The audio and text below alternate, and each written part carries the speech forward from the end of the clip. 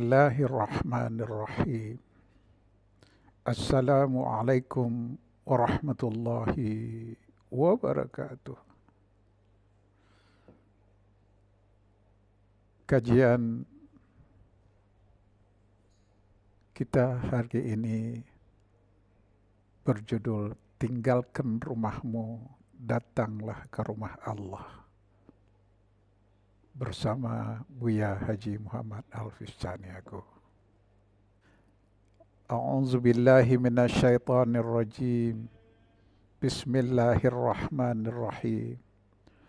Am hasibatum an tadkhulul jannah walamma ya'tikum masalul ladzina khalau min qablikum masalumul ba'sa'i wad-dharra wa zulzila hatta yaqulur rasul wallazina amanu ma'ahu mata nasrallahi ala inna nasrallahi qarib. Apakah kamu mengira bahwa kamu akan masuk surga, padahal belum datang kepadamu cobaan, sebagaimana halnya orang-orang yang sebelum kamu? Mereka ditimpa oleh malapetaka dan kesengsaraan, serta digoncang dengan berbagai macam cobaan. Sehingga berkatalah Rasul dan orang-orang yang beriman bersamanya, bilakah datang pertolongan Allah? Ingatlah, sesungguhnya pertolongan Allah itu amatlah dekat. Quran Surat Al-Baqarah ayat 214. Bila kita tarik benang merah dari ayat tersebut, maka sesungguhnya cobaan itu adalah rahmat dari Allah atau tiket kita ke surga. Namun rahmat itu akan berubah menjadi laknat bila kita salah menyikapinya. Akibat dari kesalahan itu telah mengundang bencana lain, ya, bagaikan cerita roman Tak Putus di Rundung Malang, karya Sultan Takdir Ali Syahbana tahun 1929. Begitulah lebih kurang perjalanan nasib bangsa ini. Mungkin ada yang mengkritik keras alur ceritanya tentang kesedihan yang tak putus menimpa anak manusia. Penulis seakan-akan hanya hendak mempermainkan perasaan manusia, seolah-olah dunia ini hanya berisi penderitaan semata. Seakan-akan tidak ada bukti-bukti rahmat Allah yang maha pemurah di dalamnya. Walaupun Allah memberi cobaan kepada kita, namun Dia memberi kunci petunjuk penyelesaiannya. Tapi karena manusia lebih memilih menyelesaikan dengan cara sendiri, padahal kita tahu apalah arti sebuah usaha kalau Allah tidak meridhoinya. Ya. Telah begitu lama negeri ini dilanda oleh krismon, istilah lama, yaitu krisis moneter, lalu berubah menjadi krismon huta barat, krisis moneter hutang banyak dan berat. Kemudian diperparah oleh Krisdayanti, bukan penyanyi. Maksudnya Krisdayanti itu krisis kebudayaan dan hati nurani. Hal ini telah bertahun-tahun kita mengalaminya. Bangsa ini telah lama didera oleh kesusahan, dan hingga kini kesusahan itu terus-menerus datang silih berganti. Belum reda dari tekanan krisis ekonomi, politik, sosial, hukum, dan moral. Pada awal tahun 2020 yang lalu, seluruh dunia termasuk kita, Indonesia, terserang oleh wabah penyakit yang kita kenal dengan COVID-19. Kini di berbagai daerah dilanda bencana alam yang mengerikan. Gempa, misalnya masa lalu gempa di Cianjur, di Sipirok, di Cianjur baru-baru ini, kejadian musibah yang tak terelakkan, disusul kemudian dengan kembalinya erupsi Gunung Semeru, ombak besar di perairan Selat Malaka, Selat Sunda, yang menyebabkan adanya unit-unit kendaraan roda 4 tercebur, serta banjir di Semarang dan Kudus, yang telah banyak menelan korban manusia dan harta, lalu disusul oleh banjir lainnya yang tidak kalah seramnya. Ya, banjir di semua wilayah telah meluluh lantakkan ekonomi masyarakatnya, bahkan menelan korban jiwa yang mengakibatkan penyakit menular yang ditimbulkannya. Hal yang sama juga terjadi di Kalimantan, di Jawa Timur, ya, ibu kota Jakarta. Jakarta bukan hanya rawan demonstrasi, kerusuhan, dan kesulitan ekonomi, tetapi banjir merupakan bencana rutin setiap tahun yang harus kita hadapi. Saat ini adalah saat yang paling tepat untuk kita bertafakur, merenungi diri, sehingga kita sadar bahwa bencana demi bencana tidak datang dengan begitu saja. Melainkan kitalah yang mengundangnya. Karena itu sikap kebersamaan perlu kita tumbuhkan.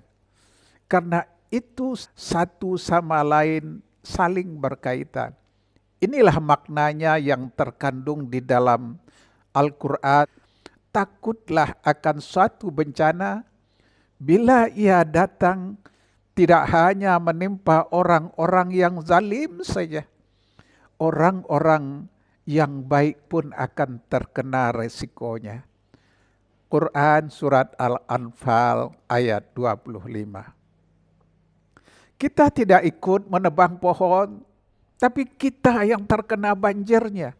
Kita tidak terlibat dalam korosi, tapi kita yang menanggung akibatnya. Kita tidak pernah berzina, tapi kita yang terkena getahnya. Karena itu, sekali lagi, mari kita bangun kebersamaan. Jika melihat sebuah kezaliman, maka berusahalah untuk menghentikannya. Sabda Rasulullah sallallahu alaihi wasallam, "Man ra'a minkum munkaran falyughayyirhu biyadihi, fa illam yastati' fa bi lisani, fa illam yastati' fa bi qalbi, wa zalika ab'aful iman." Barang siapa melihat suatu kemungkaran, hendaklah ia cegah dengan tangannya. Kalau tidak sanggup dengan tangannya, hendaklah dengan lidahnya atau dengan lisannya. Bila tidak sanggup juga dengan lidahnya, maka hendaklah dengan hatinya. Itulah selemah-lemah iman. Oleh sebab itu, saudaraku, sikap yang paling baik ya kita kembangkan adalah sikap proaktif. Bukan mencari kambing hitam atau saling cuci tangan. Sikap proaktif selalu melihat peran konkretnya. Ya. Sikap proaktif selalu terlihat peran konkretnya. Apa yang bisa aku lakukan untuk menghadapi semua ini? Ya, bukan selalu menuntut peranan orang lain.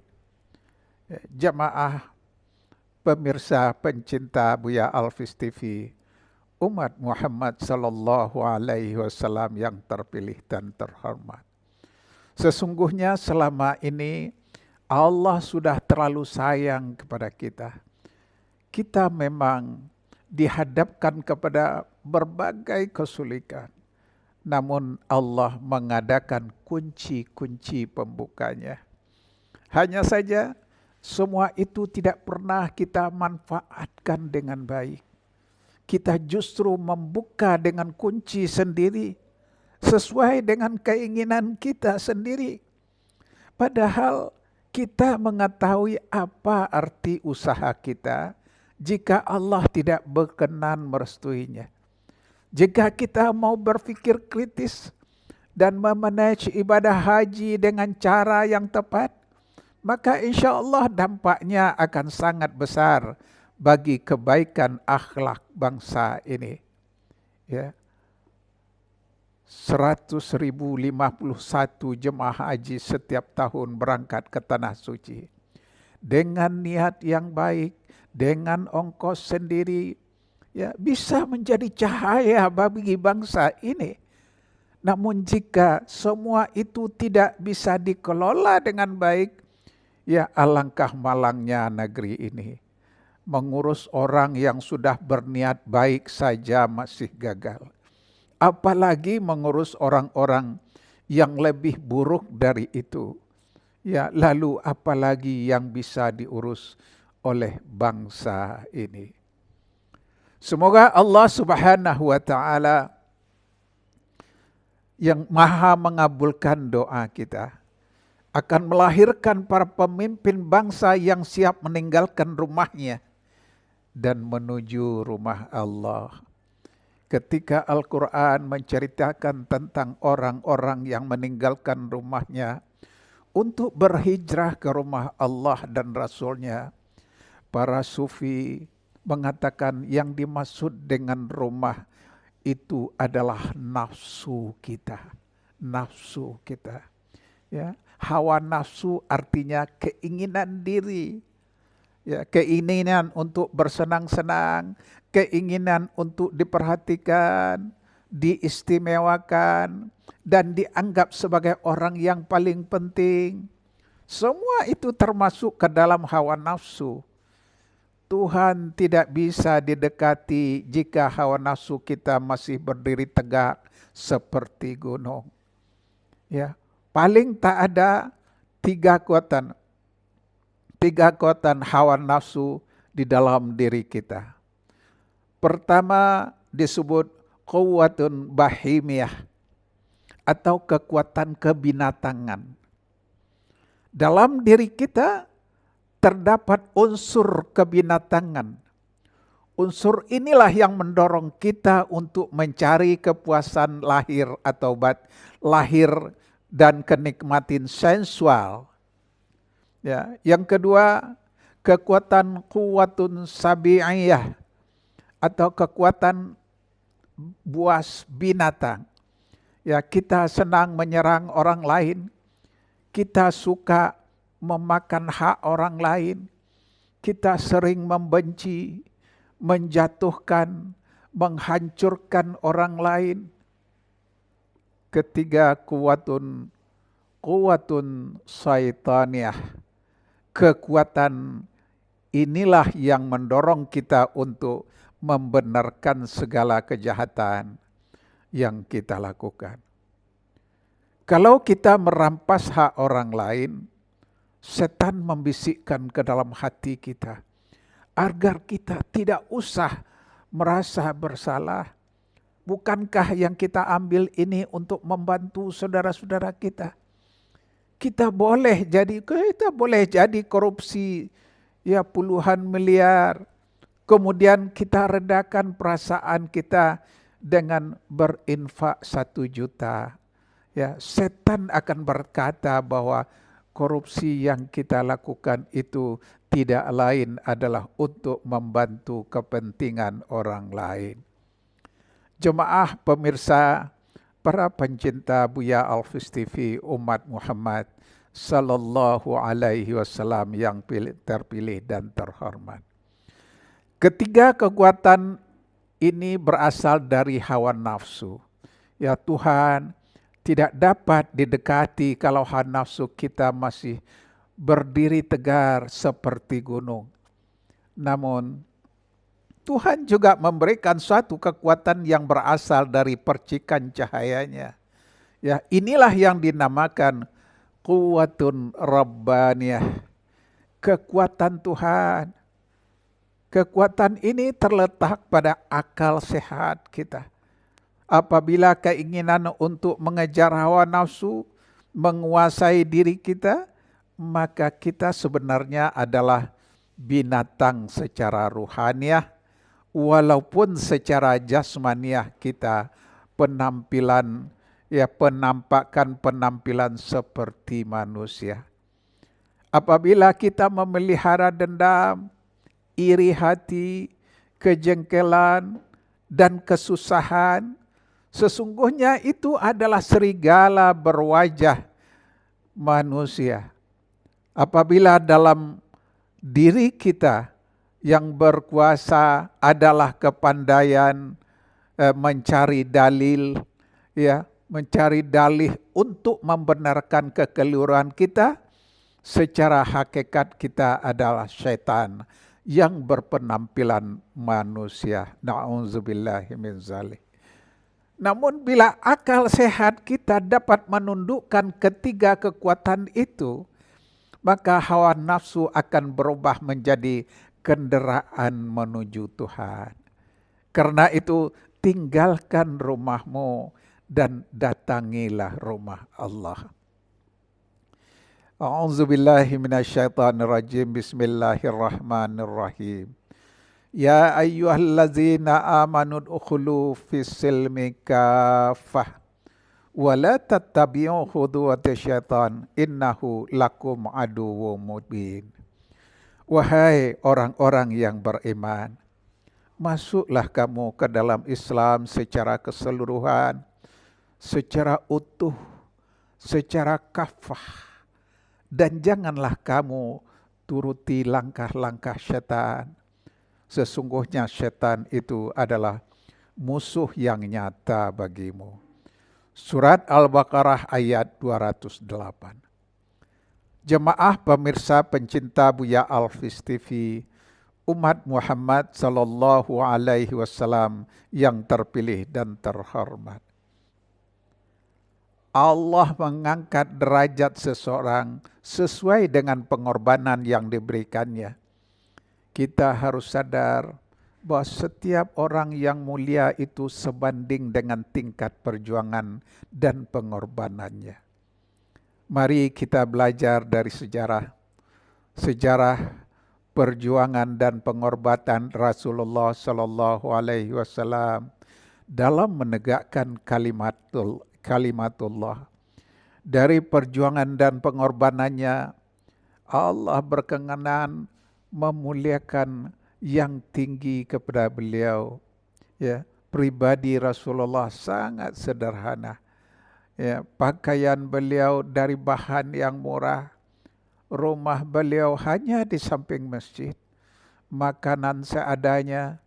Namun kesederhanaannya itu mampu memberikan pengorbanan yang setinggi-tingginya di jalan Allah. Bahkan sampai saat ini, tidak pernah berkurang kemuliaan beliau. Karena itu, saya mengajak, mari kita tinggalkan rumahmu, datanglah ke rumah Allah. Jangan berharap kemuliaan apapun, jika sepulang dari sini, kita hanya sibuk memikirkan diri sendiri. Lalu tak peduli dengan nasib orang lain. Kemuliaan itu adalah hak milik orang yang mau berjuang dan berkorban untuk kemaslahatan orang banyak. Sebagaimana perintah Allah dalam Al-Quran. A'udzubillahi minasyaitonirrajim. Bismillahirrahmanirrahim. Wa ahsin kama ahsanallahu ilaika wa la tabghidil fasada fil ard innallaha la yuhibbul mufsinin. Dan berbuat baiklah kamu kepada orang lain sebagaimana Allah telah berbuat baik kepadamu, dan janganlah kamu berbuat kerusakan di muka bumi ini. Sesungguhnya Allah tidak menyukai orang-orang yang berbuat kerusakan. Quran Surat Al-Qasas ayat 77. Seharusnya kita merasa bahagia bila berbuat baik kepada orang lain. Seharusnya kita merasa mendapat kenikmatan ketika makanan kita dinikmati oleh orang banyak. Kita telah merasa kenyang walaupun kita hanya kebagian sedikit. Ya, asal dapat berbagi dengan orang lain, kita merasa lapang ketika rumah kita dipenuhi oleh anak-anak yatim, ya janda-janda, atau siapapun yang ingin berteduh di rumah kita. Kita seharusnya merasa nikmat jika pakaian sederhana yang kita diberikan dipakai sujud oleh saudara-saudara kita yang kekurangan. Kebahagiaan itu yang harus kita fahami. Bukan karena keberhasilan mengumpulin harta, namun lebih disebabkan oleh kesempatan kita berkorban sesuatu untuk orang lain. Allah memuliakan seseorang bukan dari kekayaan yang ia kumpulkan, ya, tetapi dari kekayaan yang ia belanjakan di jalan kebaikan. Ya, bukan pula dari otot yang kuat yang ia pamerkan, ya, tapi dari kekuatan yang kita gunakan untuk melindungi orang-orang yang lemah. Allah melukiskan dengan indah tentang orang yang membelanjakan hartanya di jalan Allah. Dan perumpamaan orang-orang yang membelanjakan hartanya karena mencari keridhaan Allah dan untuk meneguhkan jiwa mereka seperti sebuah kebun yang terletak di dataran tinggi yang diserami oleh hujan lebat, maka kebun itu menghasilkan buahnya 2 kali lipat. Jika hujan lebat tidak menyirami, maka hujan gerimis pun cukup memadai. Dan Allah Maha melihat apa yang kamu perbuat. Quran Surat Al-Baqarah ayat 265. Pada surat lain Allah berfirman, dan belanjakanlah hartamu di jalan Allah, dan jangan kamu menjatuhkan dirimu sendiri ke dalam kebinasaan, dan berbuat baiklah, karena sesungguhnya Allah menyukai orang-orang yang berbuat baik. Quran Surat Al-Baqarah ayat 195. Tinggalkan rumahmu dan datangilah rumah Allah. Jemaah pemirsa pencinta Buya Alfis TV, umat Muhammad sallallahu alaihi wasallam yang terpilih dan terhormat. Suami istri menabung bertahun-tahun agar dapat menunaikan rukun Islam yang kelima. Setelah uang terkumpul, mereka pergi dengan berjalan kaki dan naik onta. Ketika lewat dari sebuah perkampungan yang sangat miskin, ia menyaksikan anak-anak yang terkena busung lapar, ya, di berbagai tempat. Mereka sangat tersentuh oleh penderitaan yang dialami oleh penduduk tersebut. Sehingga sang suami berkata kepada istrinya, "Bu, kalau kita haji hanya berdua, tapi kalau bekal ini kita berikan kepada mereka, mungkin akan membantu banyak orang." Istrinya menjawab, "Sesungguhnya ibu pun ingin menyampaikan hal ini kepada Bapak." Akhirnya bekal mereka dibagikan kepada orang-orang yang membantu penderitaan, ya, penduduk desa tersebut. Dan mereka kembali pulang ke kampung. Ya, begitu sampai di rumah, ada seorang yang berwajah bersih, tidak kenal, menyambut mereka dengan ucapan, "Selamat datang dari Haji Mabrur." Suami itu membantah, "Kami tidak jadi naik haji karena suatu hal." Orang yang tidak dikenal itu mengatakan, "Itulah Haji Mabrur." Ya, orang itu segera menghilang di hadapannya. Mungkin sebagian orang akan mengatakan, itu dongeng. Andai kata pun dongeng, namun di balik cerita itu ada pesan moral yang perlu kita tangkap. Pesan manusia harus menjadi tujuan dari ibadah haji. Haji mabrur bukan menyangkut masalah teknis, melainkan masalah rohani, yaitu kemampuan menangkap makna terdalam dari agama, yaitu pesan-pesan kemanusiaan. Secara harfiah, mabrur atau albir artinya baik. Ya, berbuat baiklah kepada orang lain, dalam istilah Arabnya birrul walidain. Ya, dalam Quran surat Ali Imran ayat 92. Lan tanalul birru hatta tunfiqu mimma tuhibbun. Kamu tidak memperoleh kebajikan bir kecuali kamu mendermakan sebagian dari harta yang kamu cintai. Quran surat Ali Imran ayat 92. Ayat ini sangat tegas bahwa apa yang disebut dengan kebajikan itu adalah kepedulian sosial. Ya, menurut salah satu hadis, puasamu masih tergantung-gantung antara langit dan bumi. Ya, sebelum engkau mengeluarkan zakat fitrah, ya, pintu langit belum terbuka selama kita belum membuktikan kepedulian sosial, yaitu zakat fitrah bagi yang mampu. Ya, Allah belum menerima puasa seseorang sebelum dia membuktikan kepedulian sosialnya dalam bentuk zakat fitrah. Dalam surat Al-Baqarah ayat 43.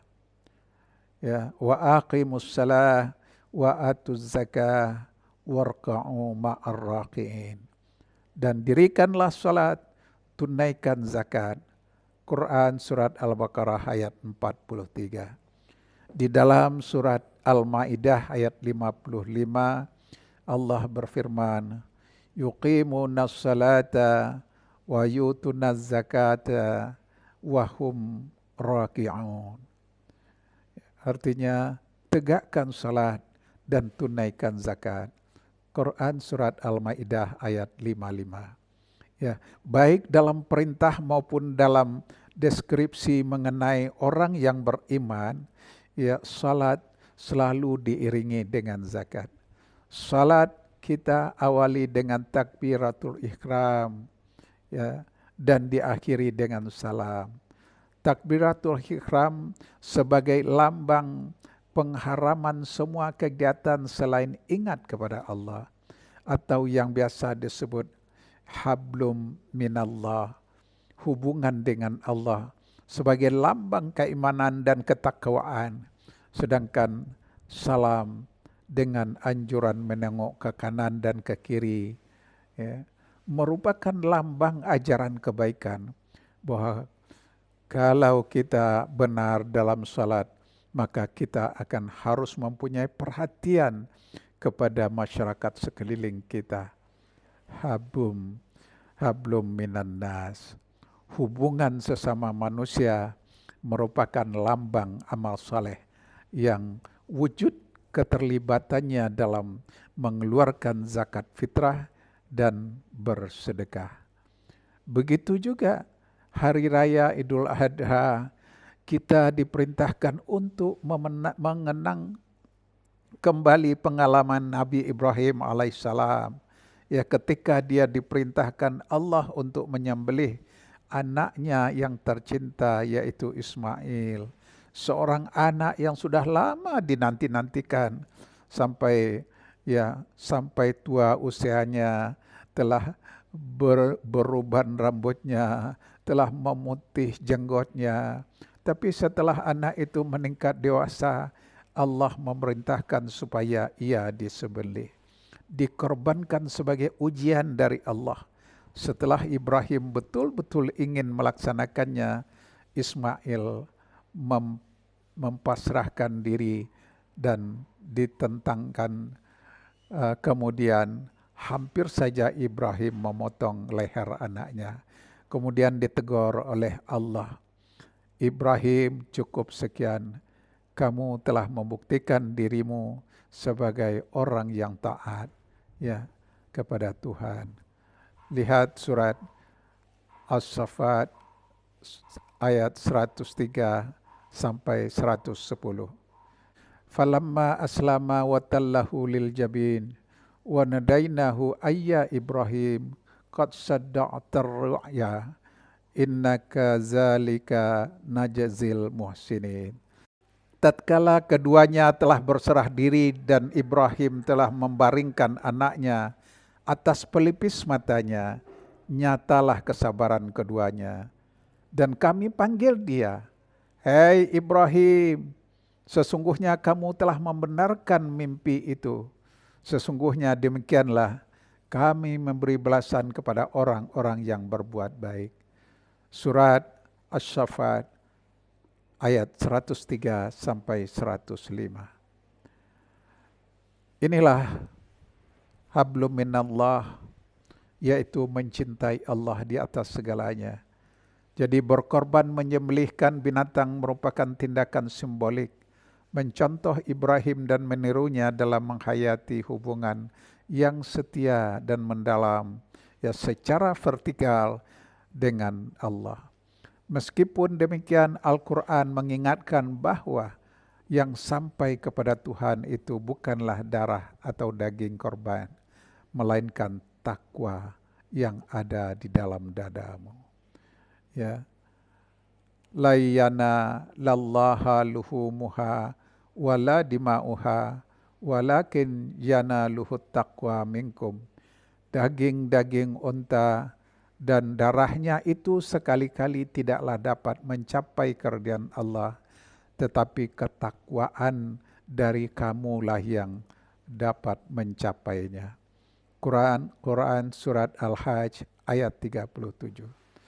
Secara keseluruhan haji adalah berdimensi vertikal dan horizontal. Ya, kenyataannya bahwa sebagian besar ritual haji adalah memperingati pengalaman Ibrahim, Hajar dan Ismail ketika orang tersebut sangat berjasa dalam meletakkan dasar tauhid. Maka sebenarnya yang terutama adalah vertikal kepada Allah, tetapi efek yang diharapkan sangat horizontal. Oleh sebab itu, mari kita berjanji kepada diri masing-masing untuk menatap hidup dengan memperbanyak pengorbanan ya demi membantu orang lain. Sabda Rasulullah sallallahu alaihi wasallam, khairukum anfa'uhum linnas, sebaik-baik kalian mereka yang lebih banyak manfaat bagi orang lain. Haji mabrur bisa diukur dari kegigihan seseorang dalam berjuang dan berkorban untuk menjadi manfaat bagi orang lain. Harta dan ilmu yang kita miliki tidak menjamin akan memberi dampak kebahagiaan. Ya, semakin banyak harta yang kita kumpulkan, akan semakin banyak bahaya yang mengintai. Jika harta itu tidak dikeluarkan sedekahnya untuk orang lain, karena itu jangan kita menjadi orang-orang yang dihinakan oleh Allah sebagaimana penunggu dunia, tapi jadikanlah diri sebagai jalan manfaat bagi orang lain, seperti cahaya matahari yang menerangi 2 miliar lebih manusia di bumi ini, mengeringkan tubuh yang basah, menghangatkan setiap yang dingin, menumbuhkan biji-bijian. Itulah visi rahmatan lil alamin. Semoga mulai saat ini kita berjanji dengan sungguh-sungguh kepada diri masing-masing bahwa sisa hidup ini hanya akan dipergunakan untuk beribadah kepada Allah. Allah telah menciptakan dan memelihara kita dengan limpahan karunia. Allah mendetakkan jantung kita. Allah pula yang menakdirkan kita menjadi manusia. Di kala lapar, Allah yang menyediakan makanan. Dikala haus, Allah yang memberi minum. Dikala tubuh kita kotor, Allah yang telah menyediakan air untuk membersihkan tubuh yang kotor ini. Dikala kita lelah, Allah memberi rasa ngantuk, lalu kita tidur dengan nyenyaknya. Di saat tidur, ya kita tak berdaya. Allah lah yang menjaga dan melindungi kita. Allah yang mencerdaskan akal dan pikiran kita. Orang menghormati kepandaian, padahal semua itu adalah karunia Allah. Dia memberi kita kecerdasan, namun banyak manusia yang jarang mengingatnya. Alhamdulillah, Alhamdulillah, Allah pula lah yang memberi nikmat dan iman kepada kita. Allah mudahkan kita melaksanakan, ya, Allah basuh muka kita dengan sapuan air wudhu, ya, Dia mudahkan punggung kita untuk ruku. Dia tundukkan kening kita untuk sujud. Nikmat mana dari Tuhanmu yang hendak engkau dusai? Kalau aku telah mencintai seseorang, aku menjadi pendengaran untuk telinganya, menjadi penglihatan untuk matanya, menjadi pegangan untuk tangannya, menjadi langkah untuk kakinya. Hadis riwayat Bukhari. Allah yang menuntun kaki untuk datang ke tempat ini. Allah yang menggerakkan hati kita untuk hadir di sini. Tidak ada yang lebih menyehatkan, ya, diri kita selain Allah. Tidak ada yang memberi kemampuan kepada kita untuk berkumpul di tempat ini selain Allah. Alangkah tak tahu malunya kita kalau kita tenggelam dalam samudera nikmat yang tak bertepi, lalu kita mengkufuri nikmat yang diberikannya. Allah tutup aib kita, sehingga orang lain tidak tahu siapa kita yang sebenarnya. Orang lain masih ada yang menunduk dan mencium tangan kita sebagai penghormatan kepada kita. Padahal kita tahu siapa diri kita yang sebenarnya. Allah tidak membeberkan aib kita. Dia, Allah, memberikan kesempatan kepada kita untuk bertaubat. Ya, firman Allah, wasari'u ila maghfiratum mir rabbikum wa jannatin ardu'as samawati wal ard u'iddat lil muttaqin. Dan bersegeralah kamu kepada ampunan dari Tuhanmu dan surga luasnya seluas langit dan bumi yang disediakan untuk orang-orang bertakwa. Ya, Quran Surat Ali Imran ayat 133. Jemaah pemirsa, para pencinta Buya Alfis TV umat Muhammad Sallallahu Alaihi Wasallam yang terpilih dan terhormat, mari kita kembali bertaubat kepada Allah, ya, dengan selalu mengerjakan semua yang menjadi perintahnya serta menjauhi semua yang sudah dilarangnya oleh Allah Subhanahu wa taala. Demikian kajian kita kali ini. Semoga apa yang sudah disampaikan di atas akan menjadi bahagian dari pedoman kita dalam menjalani kehidupan kita sehari-hari untuk lebih meningkatkan kualitas amal-amal kita, ibadah kita kepada Allah Subhanahu wa taala. Ya, billahi taufiq wal hidayah. Wassalamualaikum warahmatullahi wabarakatuh.